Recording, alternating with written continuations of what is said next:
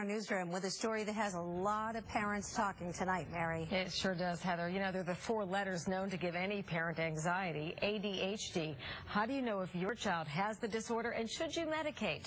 A new study says a growing number of families do, and that is raising a lot of concerns tonight.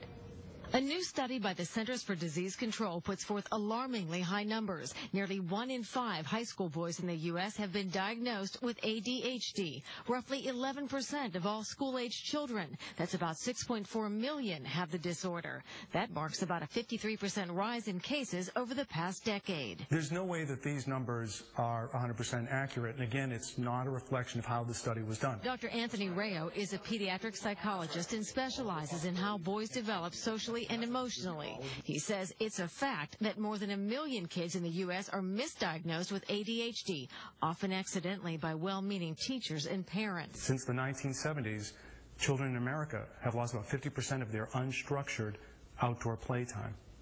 And when you think about that, they're sequestered indoors, a lot of teaching to tests with things like MCAS. All of this creates a really sort of performance-oriented kind of environment. And what we find is that boys just aren't engineered. They're not built as well to do that in the early years.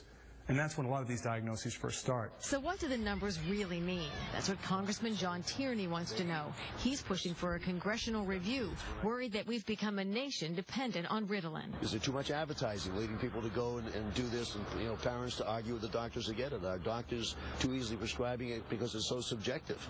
And now they're going to loosen up the standards even more. ADHD medications make up a $9 billion a year business, and many Americans really do benefit from those medications. But experts say every child should have an in-depth evaluation before being diagnosed with ADHD, and parents shouldn't hesitate to get a second opinion. In the newsroom, I'm Mary Salata, WCVB News Center 5.